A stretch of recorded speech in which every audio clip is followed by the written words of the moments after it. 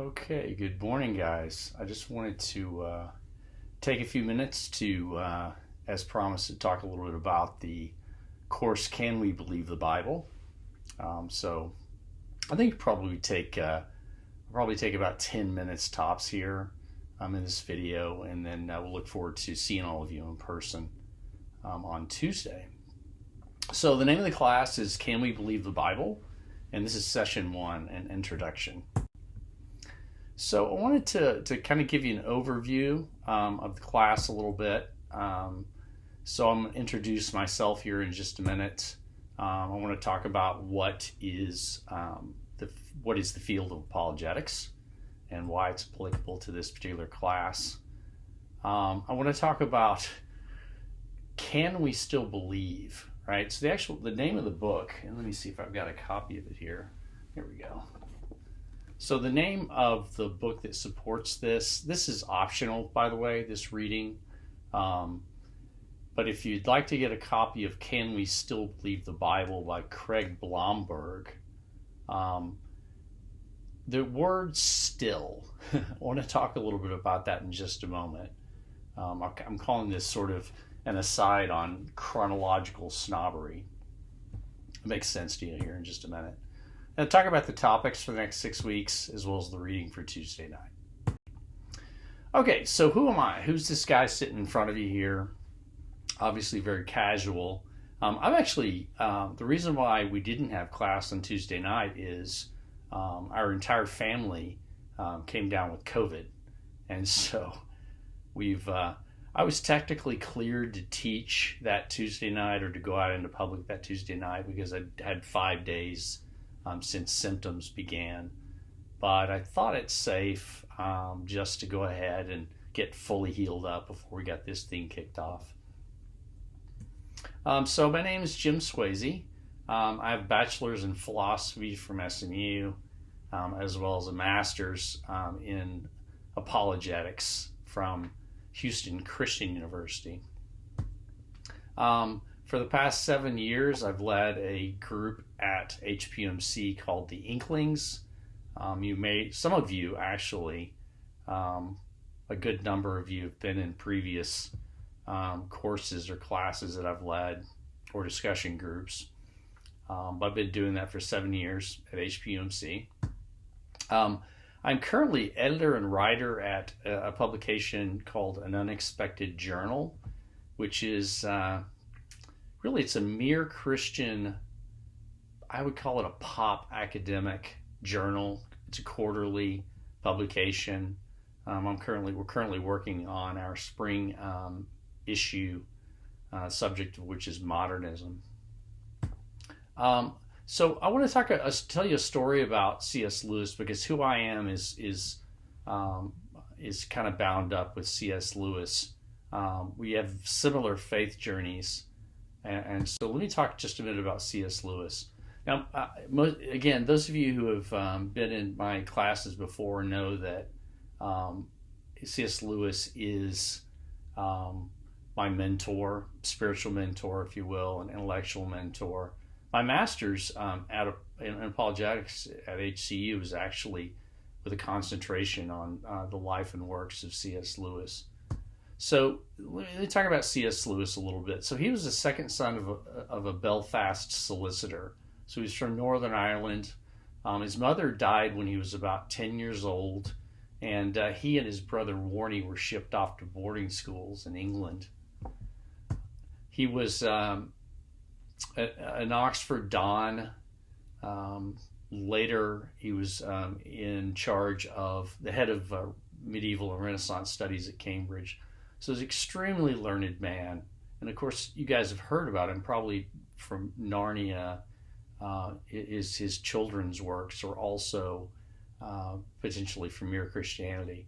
But this was a very learned man, and probably the 20th century's greatest apologist. I actually don't think it's really, there's much argument about that. C.S. Lewis had nominal faith as a child. So I was in a similar boat. I was a believer as a child. Actually, I've been a believer my entire adult life. I never became a staunch atheist, but I always had these lingering logical doubts about God and about Christian doctrine. And that's why I went and got the master's in apologetics. There were two sides of Lewis, and Lewis argues there's two sides of in all of us. There was reason, this side of reason, and this side of what he calls imagination, right? So you can think of it as sort of left brain, right brain dichotomy, if you will. His imagination. So when he was an atheist, right, he just didn't believe at any level. But he came across a book by George MacDonald called Phantastes, and he read it, and immediately he says in his autobiography, Surprised by Joy, that his imagination was baptized. Right, he had imaginative hurdles, and so in my personal life, I also had imaginative hurdles, as well as logical hurdles to belief in God. Things I had to work through. But we'll talk about the role of imagination. C.S. Lewis says imagination was baptized, but the rest of me took a little longer. So this was true for me as well. I claim basically, the question is, what does it mean to have a robust faith? Again, a believer as long as I can remember, but my faith was lacking in meaning. That particular piece of it was missing. And so Lewis says famously that where reason is the organ of truth, imagination is the organ of meaning. And so my testimony is I first met Christ in the pages of Narnia, particularly in the figure of Aslan. I never truly understood the meaning of Christ until I read Narnia. And this was my wife's insistence that I read these children's books. I had no interest in it at the time. Lewis is much larger than just Narnia, but it's quite remarkable that we sort of, I think, need to become children. Some of us need to become children again in order to connect with Christ. I still have lingering logical doubts, and so that's what this class is about. I had doubts about the Bible itself, right? So there's a lot of what I would call intellectual myths about the Bible. The most classic example of this is the sort of telephone game, right? So, the argument goes something like this: the person actually ended up writing down the Gospel of Mark, for instance. He was so many years removed from Jesus that it had become this oral legend, and it's like the telephone game. If you've ever played that, you tell somebody something, goes around the circle. By the time it gets back to you, it's completely different. Well, that's an argument that's being made right now by critics of Christianity and those within the academy, and I'm talking theologians. And so I really wanted to go for myself and dig into this and find out more. And so that's, again, what this class is about, is we're going to take a look at those, some of those critics of the Bible, and whether it's true, whether it's truly inspired by God, whether we actually have it, whether translations have screwed it all up, etc. So we'll talk through those issues. Real quick, what is apologetics anyways? Guys, everybody's heard the term apologetics, but it's commonly defined as the defense of the Christian faith, right? And you could sort of think of a knight, with his sword, and he's there to defend the Christian faith. I'm not a huge fan of the word defense, because I'm not sure the truths of Christ need defense as much as they need the light of the day, but it's a good and common definition. 1 Peter 3:15 says it is basically, we are as Christians, we're always to be prepared to provide an answer to anyone who asks us why it is we believe what we believe, or to give reasons for our hope. And so that's one of the benefits of this particular class, is to give you a little bit more not only personally, some of you may have struggled personally with some of the objections that we'll bring up about the Bible and we'll talk through, but also to be able to speak that to others, your friends, families, and family members and others. There are two types of apologetics. I won't get into this too much. One of them is philosophical propositional. This is sort of the classic arguments for the existence of God. And the other is imaginative or cultural literary. So again, think of Aslan and Narnia. You can think of Heaven and Hell in C.S. Lewis's great book, The Great Divorce. These are out of order a little bit, but that's okay. They're in order, but they appeared out of order. So those are basically two types of apologetics. Last point, I want to talk just a minute about chronological snobbery. And if this doesn't immediately make sense to you, it will in the context of the class as we move along. A lot of words here, but let me read this.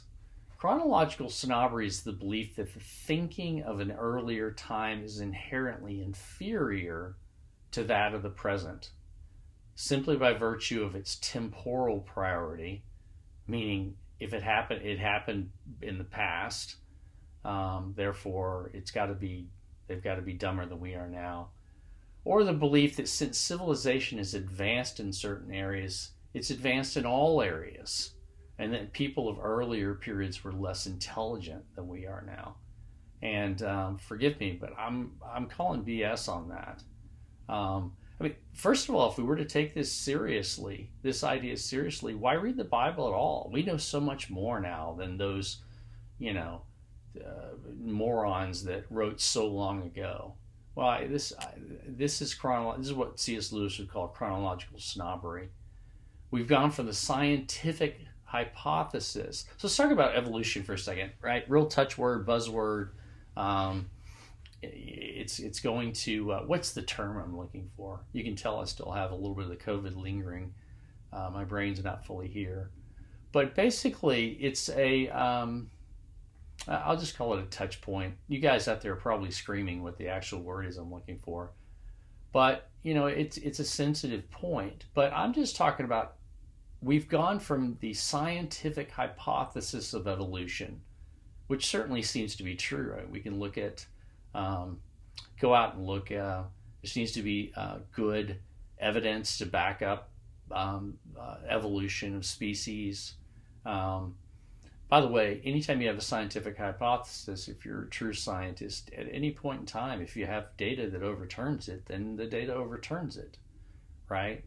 But we've gone from this scientific hypothesis of evolution to the idea that humanity is necessarily progressing ever onwards and upwards. And I'm not intending to get into politics on this. I hate politics. It's just not my thing.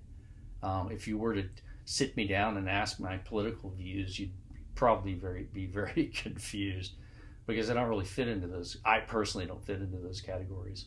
You have strong political views, fantastic. I think that's great. But there's this idea that humanity is necessarily progressing ever onwards and upwards. I would just point you to C.S. Lewis's essay, The Funeral of a Great Myth, in which he argues that, first of all, he argues that evolution, for every X number of cases of improvement, there are also Y numbers of cases of de-evolution, if you will. But anyways, he's not really attacking the theory of evolution, scientific hypothesis of evolution. But we have this idea these days that we have iPhones now, and so therefore we are the pinnacle of humanity. And I'm merely suggesting that we bring a little humility to that. There are ways in which humanity has improved. The rights of women is a great example of that.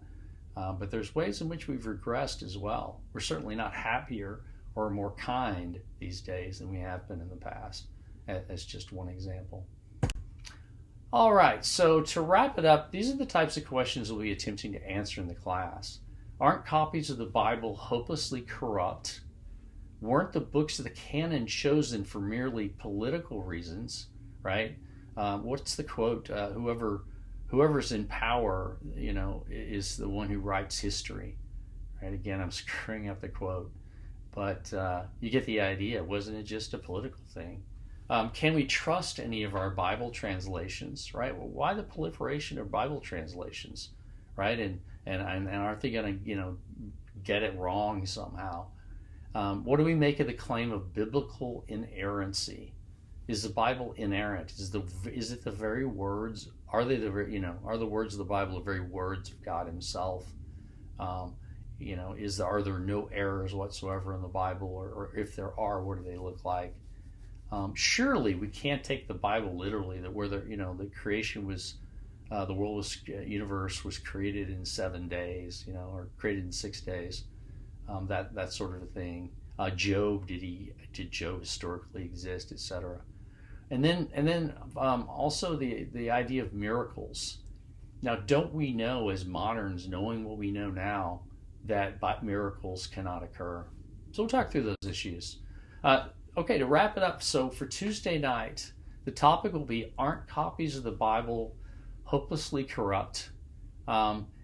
If you get the book, again, some people really like to get into this, or nerds like myself, and really like to get into this. Read chapter 1 of the Blomberg book. Here we go. Chapter 1 of this book. You can get it on Amazon relatively cheaply. I don't think it's at Logos in Snyder Plaza, but anyways, read chapter 1 of Blomberg, which is pages. Oh, specifically, if you don't want to read the entire chapter, read pages 13 through 28, as well as the conclusion, which is on 40 and 41. So that's it, guys. Just wanted to get a video out to you. Appreciate you being patient with me as I'm making my way back from this COVID nightmare that we're all having to kind of put up with right now. But I look forward to seeing all of you on Tuesday night. Thanks a lot.